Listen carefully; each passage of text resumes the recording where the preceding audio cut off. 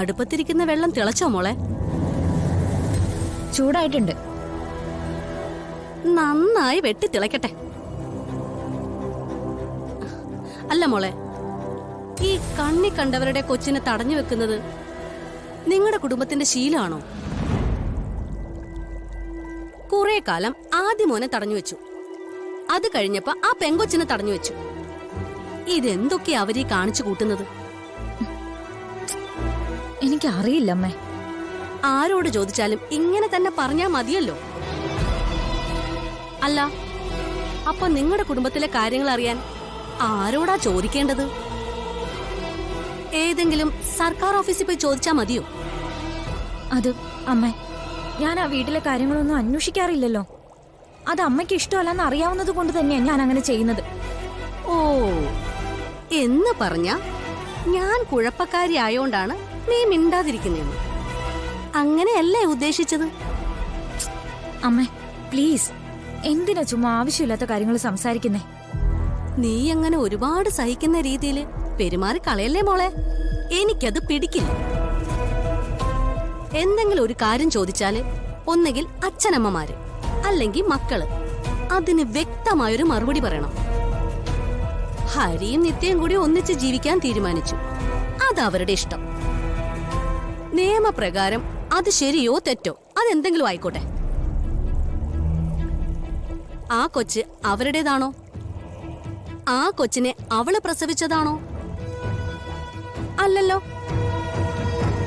അച്ഛനും അമ്മയും കൊച്ചിനെ ചോദിക്കുമ്പോ കൊടുക്കാൻ പറ്റില്ലെന്ന് പറയുക, എന്നിട്ട് അതിന്റെ പേരില് പോലീസ് വീട്ടിൽ കയറി ഇറങ്ങുക. നിങ്ങൾക്കിതില് നാണക്കേടൊന്നും തോന്നുന്നില്ലേ? അല്ല, പറഞ്ഞിട്ട് കാര്യമില്ല. പോലീസും കേസും വഴക്കും ഒക്കെ ഇന്നും ഇന്നലെയും തുടങ്ങിയതൊന്നും അല്ലല്ലോ. അതും ഒരു ശീലമായിട്ടുണ്ടാവും. എനിക്ക് കുഴപ്പമൊന്നുമില്ല. പിന്നെ നാളെ കേസായി പോലീസ് പിടിച്ചോണ്ടുപോയെന്നൊക്കെ പറയുമ്പോ അയ്യോ എനിക്ക് കണ്ടേ പറ്റൂ, അല്ലെങ്കിൽ എനിക്ക് ഉറക്കം വരില്ല എന്നൊന്നും പറഞ്ഞ് ഇവിടെ കിടന്ന് കരയാതിരുന്നാ മതി. ഞാൻ ആരെയും ഒന്നിനും വേണ്ടി ബുദ്ധിമുട്ടിക്കില്ല. അമ്മയായിട്ട് എന്നോടൊന്നും പറയാതിരുന്നാ മതി.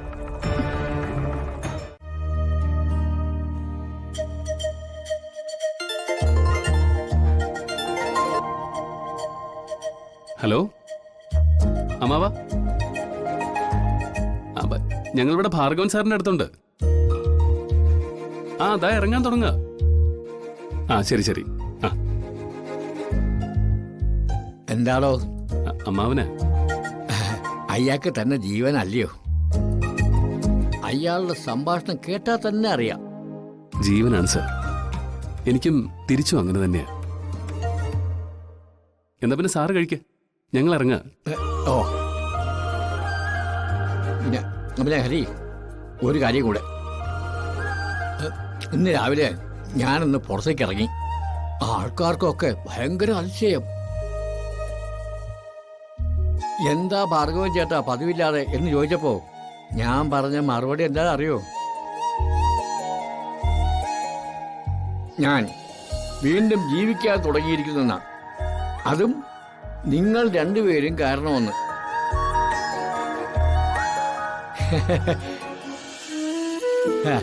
എന്നാ പിന്നെ മക്കൾ അറിയിക്കോ, അമ്മാവൻ കാത്തിരിക്കുകയായിരിക്കും.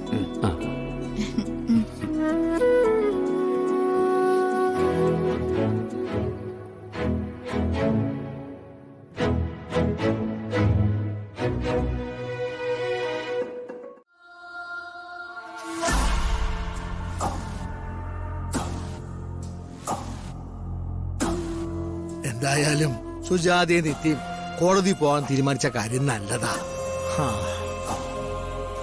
ഞാനും അതന്നെ രാമകൃഷ്ണേട്ടാ പറഞ്ഞോണ്ടിരിക്കുന്നു. നമ്മളുമായി ഒരു ബന്ധമില്ലാത്തൊരു കേസാണെങ്കിലും ഇതിൽ അവനെ ശിക്ഷിക്കേണ്ടത് നമ്മുടെ കൂടി ആവശ്യം. ഇനി നമ്മൾ അവിടെ ചെല്ലുകയും അവന് ശിക്ഷ കിട്ടുകയും കൂടി ചെയ്താൽ കൊന്നതിന്റെ ശിക്ഷയായിട്ടല്ല, നമ്മൾ ശിക്ഷ വാങ്ങിച്ചു കൊടുത്തു എന്ന് അവൻ പറയും. അങ്ങനെയൊക്കെ ചിന്തിച്ചാൽ എവിടെ എത്തില്ല. കോടതിയുടെ ഉത്തരവ് പാലിക്കാതിരിക്കാനും പറ്റില്ല. സുജാത എന്തായാലും പോകാൻ തീരുമാനിച്ചല്ലോ.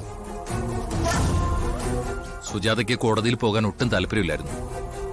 പക്ഷേ നിർബന്ധമായിട്ടും പോണമെന്ന് ഞാൻ തന്നെ പറഞ്ഞത്. രഘു സാറേ, സുജാതയെ നിത്യം കോടതി പോകുന്നത് ജീവനെ കാണാനൊന്നും അല്ലല്ലോ. പബ്ലിക് പ്രോസിക്യൂട്ടർക്ക് ഇവരോട് ചില കാര്യങ്ങൾ ചോദിച്ചറിയാനുണ്ടാവും. അതിന് സുജാത സത്യസന്ധമായിട്ട് മറുപടി കൊടുക്കുക, അത്രേ ഉള്ളൂ. ഇപ്പോ അതൊന്നും അല്ല രാമകൃഷ്ണേട്ട പ്രശ്നം. ഞാൻ പറഞ്ഞില്ലേ റിട്ടയർമെന്റിന്റെ പേപ്പേഴ്സ് റെഡിയാക്കാൻ വേണ്ടി ഒരു യാത്ര പോകാനുണ്ടെന്ന്. ഓ, എനിക്ക് പോകേണ്ടതും ഇവർക്ക് കോടതിയിൽ ഹാജരാവേണ്ടതും ഒരേ ദിവസം. അതിപ്പോ എന്താ ചെയ്യാ? ആ, അല്ല ഇവര് കോടതിയിലോട്ട് പോകട്ടെ, ഇവരെ കൊണ്ടുപോകാൻ ഹരിയില്ലേ? രാമകൃഷ്ണേട്ടാ, പോണോ പോണ്ടോ എന്നുള്ളൊരു ചിന്തയിലായിരുന്നു ഞാൻ ഇത്രയും നേരം വരെ. പക്ഷേ ഇപ്പൊ പോണോന്ന് തന്നെയാ തീരുമാനിച്ചത്. കോടതിയുടെ മുൻപിൽ ഒരു കൊലപാതകം മാത്രമേ ഉള്ളൂ. പക്ഷെ ആ ഒരു കുറ്റം മാത്രമല്ല അവൻ ചെയ്തത്. അവനെടുത്ത ജീവനുകൾ വേറെയുണ്ട്.